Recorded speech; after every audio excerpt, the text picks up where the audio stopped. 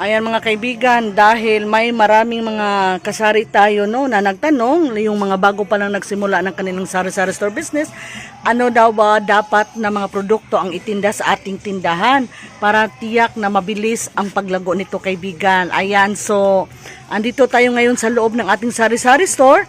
Ipapakita ko po sa inyo yung dapat talaga meron ka sa yung tindahan kaibigan, lalo na pag bagong simula ka lang yung tindahan, yung mga paninda, mga produkto na ma-attract yung mga bata. Ayan, bakit mga bata? Alam naman natin yung mga bata ang palagi, no? Sinasabihan ng kanilang mga magulang, mga nanay na bumili sa tindahan. Ayan, so relate ka ba? Nung maliit ka pa kaibigan, maliit pa lang tayo yung sinasabi ng nanay natin, oh bumili ka ng suka, bumili ka ng pati sa tindahan ni Aling Nina. Ayan. Ayun kaibigan, kaya dapat may mga paninda tayong natiyak makaka-attract sa mga bata. Yung mga bata kaibigan, pag may sukli, most of them automatic na yung sukli ibibili ng ibang produkto. Kahit hindi sinabi ng nanay na bumili sa ganitong produkto, tiyak bibili yung mga bata. Ma-attract kasi sila kaibigan. Yan. So doon tayo sa labas ng ating tindahan. Ipapakita ko po sa inyo ang mga produkto na dapat meron po tayo. Hello Clark. Sa ating tindahan mga kaibigan. So dito tayo sa labas. So ito kaibigan, ipapakita ko sa inyo. Dapat ikaw meron ka ng mga produktong ito. Lalo na itong mga candies kaibigan, mga gamis. Ipapakita ko po sa inyo, mga pastillas, mga yema. Mabintang-mabinta si gamis mga kaibigan. Sana hindi tayo makapiright dahil nagpatugtog po yung ating kapitbahay. Ayan mga kaibigan. Mga junk foods. Lalo talaga itong mga candies kaibigan. Wala na pala tayong tagpeso nga candy, no? Mga 4 na piraso, 5 peso. Yan, kahit mga chicharon meron tayo niyan. So ito talaga kaibigan sa umaga, lalo na may pasok sa paaralan, pambaon po ito no ng mga bata sa school. Kasama na ng mga cakes na yun kaibigan, ito po. Kaya ko ito nilalagay sa harap para makita ng mga bata or kahit sino pa man, kasi hindi ito makita kasi nasa ref sila, nasa loob ng refrigerator. Kaya may sample tayo dito. Ayan, para ma-attract yung mga bata, no? Mabibili sila. Yung mga 10 pesos natin, except sa Bingbing. 11 na po yan, may ice pop tayo. Lahat ng biscuits natin dito, kaibigan, 8 pesos po yan. Ayan, ma-attract talaga yung mga bata, no? Most of the time, kahit hindi sila sinabihan ng kanilang mama na bumili ng mga ganyan, yung sukli, binibili nila. Lalo na yung coins, binibili ng mga bata nito, kaibigan. Kaya dapat maganda ang harapan ng yung tindahan. Dapat ang mga paninda sa harapan yung tindahan, ma-attract yung mga bata. Oy, may mga dog, may mga aso sa harapan, baka kagatin tayo, wag naman. Ayan, saan mo day? Meron pala tayong customers Althea. Ha? Ayan, bibigyan muna natin ng Coke yung ating customer, no? Gamay day? Bibili pala siya ng Coke. Maliit na Coke, kaibigan, 15 pesos po pala yung ating Coke. Ilagay ko lang daw sa plastic, sabi niya. Wala kasi siyang dalang bote. 15 pesos ito kaibigan ha. Ayan. So, unsa pa? O, tingnan nyo. Bibili rin siya ng chocomocho kaibigan kasi na-attract siya. Coke at saka chocomocho kiniday. Ayan. So, bibigyan na natin siya ha. Itong ating chocomocho kaibigan, 10 pesos po ito. Ayan. Ito na yung sinasabi ko kaibigan. Yung mga paninda na ma-attract yung ating mga customers, lalo na yung mga bata, ilagay natin sa harap. Tingnan nyo, nakita agad niya. So, bumili siya ng chocomocho, kiniso ni plastic. Ilagay ko daw sa plastic kaibigan. Bubuksan na muna natin. Salamat. Yan kaibigan, bumili yung ating kapitbahay, no? Na inaanak ko rin kaibigan si Althea. Ayan. So, malaki na pala yung ating binta ngayon. Hapon, alas 5 na po, no, mga kaibigan. Ito na yung binta natin. Simula kaninang umaga. Ayan. Malaki-laki na itong kaibigan. Sa tansya ko, malapit 3,000 or lagpas 3,000. Yung iba kasi utang. Nagpapautang po kasi tayo. Ayan, may mga umutang kaibigan. So, aging tingnan nyo, ha? Ha? Nang makita ng ating customer yung biscuit, no? Yan, na-attract. Ang bilhin sana niya ay Coca-Cola lang, yung maliit na Coke, pero nakita kasi, ayan, kitang-kita kasi dito chocomocho. Kaya ayun, bumili yung ating customer. Ito na yung sinasabi ko kaibigan, dapat talaga maganda ang harapan ng ating tindahan. At yung mga paninda na sa tingin natin maa-attract yung mga bata, dapat ilagay natin sa harap. O, diba? Ganito.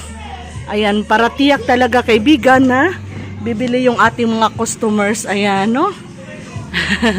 At yung mga paninda kaibigan na nasa loob ng refrigerator, maglagay tayo dito ng example ha, pang display. Kasi yung iba hindi magtatanong, akala nila hindi tayo nagtitinda ng Vitamilk, akala nila hindi tayo nagtitinda ng Delight or Chucky, Yakult o Sito. Pag nakita nila, ayan, yung iba bibili talaga. Kahit wala sa plano, bibili sila. Kaya dapat nasa harapan itong mga pang-attract natin, no? Mostly yung yung ito talaga kaibigan sa harapan pambata. Kasi again, siguro experience nyo rin na tayo no, nung mga bata tayo yung inuutusan na ating mga magulang na bumili sa tindahan. Kaya as much as possible, yung mga produkto na nakaka-attract sa mga bata, ilagay sa harapan. Most of the time, wala nang sukli. Yung mga bata kaibigan no na, oh Ate JB, bibili ako ng Nescafe Twin Pack. O ang Twin Pack kaibigan ay 16 pesos na sa tindahan ko.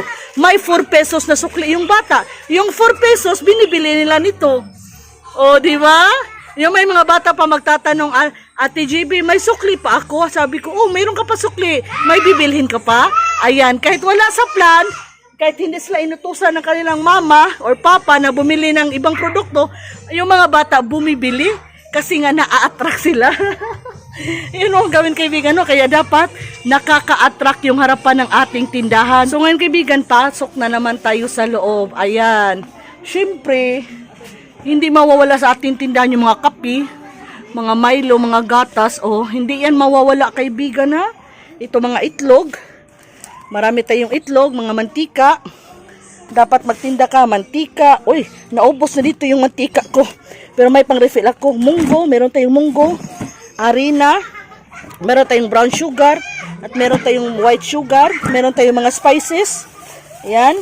Mga sibuyas, bawang, luya. Meron tayo niyan. May pang-refill nga ako sa mantika. Naubos yung mantika ko doon. Andito. May pang-refill tayo, kaibigan. Hindi kasi magkasya doon yung mga mantika, kaya yung iba andito. So wag mag-alala kasi si Ate GB ay may pang-refill. Tingnan nyo. May pang-refill si Ate GB sa mantika. Ayan, ang bintahan ko nito kaibigan ay 30. Puhunan nito kaibigan ay 25. Yung ibang wholesaler 26. Ayan, mag-refill tayo. Maganda talaga kaibigan na may extra pa tayo no, may pang-refill. Ayan, mamaya ako na lang tatapusin yung pag-refill. Kasi may mga bibili, no? Mamaya na lang. Yan, meron na tayo dito, kaibigan, na hindi ko pa na-display. Puno na kasi yung aking dalawang refrigerator. Sting, Sito. Dalawang boxes ng Sito. Isang rim ng Yakult. Yung iba nalagay na dito. Puno na, kaibigan, hindi nagbagkas siya. Dapat magtinta ka nito, kaibigan. Lalo na yung ngayong summer. Ay, napakalakas ng bintahan. Siyempre, mga kaibigan, mga bigas, huwag kalimutan. Kahit magmahal pa yung bigas, kahit siguro 100 ang 1 kilo, 100 pesos yung 1 kilo ng bigas, bibili pa rin yung ating mga kapitbahay. Kasi nga, halos lahat naman tayo, kaibigan, ay kumakain ng bigas. Napakalaki lang ng puhunan. 3,000 pesos mahigit ang isang 50 kilograms na sako. Meron naman tag 2,000 mahigit lang, 2,500, 2,600, 2,700 ang 50 kilograms na sako. Kaya kaibigan, as much as possible, dapat may pangpuhunan ka para sa bigas. Kasi ito yung produkto, paninda, na araw-araw may maghanap. Oh, unsay mo? Meron na naman tayong customer. Ha? Coke gamay? Ayan, may bibili na naman ng Coke. Mainit kasi kaibigan, no? Yung mga kapitbahay, mga customers natin, nauuhaw kasi ang init. Ari na imno, nasa plastic. Ari lang. Yan mga kaibigan. So, isang Coke, 15 dong. At dalawang Winston na, 11 pesos na po pala mga kaibigan ang Winston ni Ate JB, no? So, 15 pesos ang Coke na maliit. Tapos, dalawa nito, 22. 37 dong. Ganara? 37 kaibigan. Ang pera ng ating suki ay 100. So, 63 ang kanyang sukli. Ayan, so masaya tayo kaibigan, no? Habang tayo ay nagbo-vlog, meron ding bumibili. So, dalawa yung kita natin. Thank you so much, God. Kahit maliit yung sahod natin sa YouTube, okay lang. Malaking tulong pa rin sa ating pamilya. Salamat, Dong. Salamat, Sad. Yan yung mabait yung ating suki kaibigan, no? Siya rin nagpapasalamat.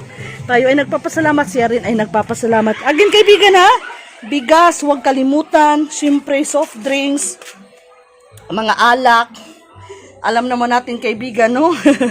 Lalo na sa weekend, grabe, mabintang-mabinta yung mga alak. Sabado night, inuman day, inuman night. Soft drinks halos araw-araw, no? Lalo na ngayon, ano po, hello Mio, Miming, tagamantay na aking tinan kaibigan. Lalo na ngayon kaibigan na summer, napakalakas. Ayan. Itong mga ganito kaibigan, nakita nyo kanina, may nilagay ako sa harap ng aking tindahan kasi hindi naman ito makita sa refrigerator sa loob, kaya may example po tayo sa ating tindahan.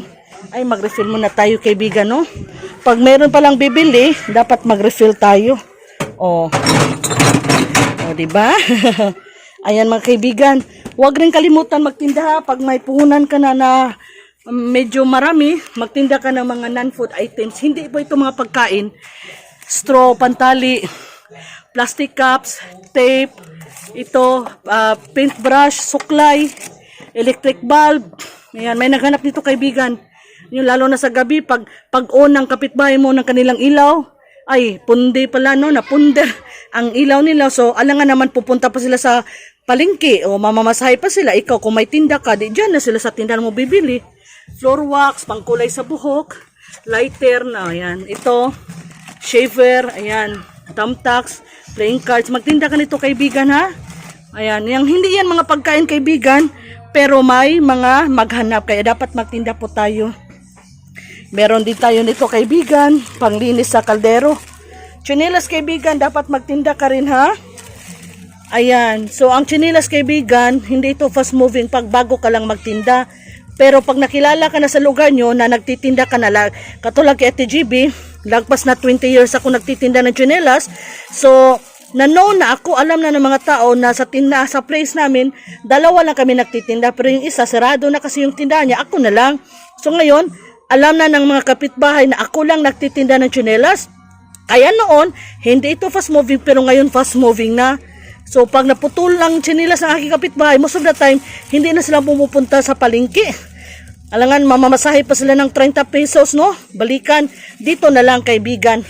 Ayan, meron tayong mga pansit bihon, pansit canton. Ayan, mga pansahog sa ulam, kaibigan na. Dapat mayroon ka nito, hindi ko na isa-isa yung pangalanan. Alam nyo naman, nakikita nyo naman. Yung mga noodles, cup noodles, pansit canton, meron tayo niyan, kaibigan. Ayan, pang spaghetti, pasta, sotanghon. Yan, ito mga pansahog sa ulam mga kaibigan, ha? Ayan. Ito para sa humba. Ayan, nagtitinda tayo niya. Drinking straw, meron tayong juice powder. Nagtitinda rin tayo ng mask. Kahit wala ng COVID, meron pa rin naghanap. Meron rin po tayong ito po kaibigan, battery. Nagtitinda rin tayo ng mga plus. And syempre again, hindi mawawala yung kandila natin mga kaibigan, ha? Ayan. So, hindi fast moving ang kandila. Pero katulad ng palagi kong sinasabi, kahit hindi po fast moving ang isang produkto, dapat magtinda po tayo, ha? Kasi may maghanap talaga. Kahit hindi man araw-araw may maghanap, at least pag may maghanap, meron tayong maibigay. Total hindi naman ito nasisira agad, oh, di ba? Ayan, at malaki rin po ang kita sa kandila. 3 pesos ang puhunan nito, binibinta ko ng 5 pesos, oh, di ba? Lagpas 20%. Ito pa pala kaibigan, napaka-importante po nito, no? Ito mga gamot natin kaibigan. Meron dito yung mga panghapla sa Bisaya o mga efficacent, aceti manzanilla. So, hindi po talaga advice na magtinda tayo ng mga gamot sa ating tindahan. Bawal po ito. Pero ako nagtinda talaga ko kaibigan kasi naman marami pong naghanap ng mga gamot. No? Sana hindi tayo parusahan. Pero kaibigan, talagang bawal magtinda ng mga gamot sa sari-sari store, ha? Meron kasi naghanap at ako rin po nagkakasakit kaya nagtitinda na rin po ako. At ito rin po mga kaibigan, dapat magtinda tayo nito, mga sabon. Ayan, mga Zondrox, yung malaking Zondrox na sa ilalim. Ayan, yung mga maliliit dito po. Ayan, mga sabon panglaba. Ayan, sabon pangligo. Mga shampoo kaibigan, kunti na lang yung aking shampoo, naghintay pa po ako kay grocery. May delivery si grocery ngayon kaibigan, no, Saturday. 3 beses po nagde-deliver si grocery sa akin. Dito sa place namin, sa Martes, sa Huwebes, at saka Sabado. So ngayon ay Saturday, Sabado, mag-deliver na naman. So mapupuno na yung ating sabon section mamaya lang, no. Ayan, yung mga downy, dapat magtinda kanya kaibigan, mga toothpaste. Siyempre hindi mawawala yung ating mga cigarettes. Konti lang yung cigarette ko, kaibigan, kasi wala naman talagang ahinting pumupunta, no? Ahinting ng cigarette, shout out, no? Sana mapunta kayo sa aking tindahan. Wala pong ahinting ng sigarilyo dito, kaibigan, kaya hindi ako na bumibili ng buy rib. Minsan lang ako bumibili ng may rib. Ito sa grocery ito, or sometimes sa suki ko pong supplier, no? Dito, local supplier. Ayan, dapat may sigarilyo tayo, kahit malaki ang punan, dapat magtinda ka nito, kaibigan. Again ha, mga liniment oil, mga gamot. And of course, itong mga canned goods dapat hindi mawala, lalo na yung mga sardinas. Pinaka fast moving ito, kaibigan, noon. Pero ngayon ang fast moving beef loaf na. Bakit? Kasi ang sardinas po ay mas mahal kaysa beef loaf. Ang sardinas mayroong 29. Sorry, maingay, may dumaan lang na sasakyan, no? Merong 29 na sardinas, meron din po akong tag 30. Depende po kasi sa klase yan, mega sardines. Ang 29 po ay family and senyorita lang. Yung ibang brand po ay 30 na po. At yung Lucky 7 pinakamura, 25. So ngayon, kaibigan, ang beef loaf na ang pinaka mabinta, hindi na yung sardinas. Kasi ang sardinas, 29 to 30. Ang beef loaf, 26 lang. 26 already, 29 ito. Itong century tuna napakamabinta, kaibigan, no? Ayan. So meron din tayong mga paninda na hindi naman talaga mabinta, hindi fast moving, oh. Mga pangsahog sa salad, mga ito, kaibigan, no? Mga fruit cocktail, nata de coco. Ayan. So ito mga kondensada, so hindi po talaga siya totally fast moving. Sorry, naubos si Ate GB, no? Pero kahit hindi fast moving, nakikita nyo naman si Ate GB ay nagtitinda pa rin. Ayan, pangsahog sa maha, oh. Magtinda tayo kahit hindi fast moving, kaibigan, kasi naman may maghanap. Sayang kasi, kaibigan. Ayan, mga napkin, mga panty liners, meron tayong diapers. Nasa itaas po yun, no? Yung mga hindi mabibigat na produkto, paninda, nasa taas. Kasi pag nahulog, hindi tayo masasaktan. Huwag kayong maglagay ng mga mabibigat. Ito mga can goods, huwag nyong ilagay sa taas, ha? Baka mahulog, mabukol pa kayo, no? Ang sakit. Kaya yung mga produkto or paninda na magaan lang, hindi magibigat, ibutang natin, no? Ibutang bumulobo sa aking pagkabisaya. Ilagay po natin sa taas. Yan, mga bulak or cottons. Meron tayong tissue, cotton buds. Katol, fast moving ito noon, ngayon hindi. Siguro wala nang lamok sa summer. Fast moving ang katol pag tag-ulan. Meron tayong posporo. Kaya laging mga pansahog sa ulam, ha. Kagaya na pinakita ko sa inyo kanina, dapat may mga pangsahog kayo sa ulam. Meron din tayong wipes na isa na lang, naubos na yung iba. Ayan, nagtitinda rin po si Ate GB ng tuyo. Ayan, kadalasan pag bumibili yung mga kapitbahay ko, suki ko ng tuyo, meron talagang kapartner ng itlog. Ayan, toothbrush, meron tayong toothbrush, meron tayong shoes glue. At dito sa ilalim, meron tayong mga alak.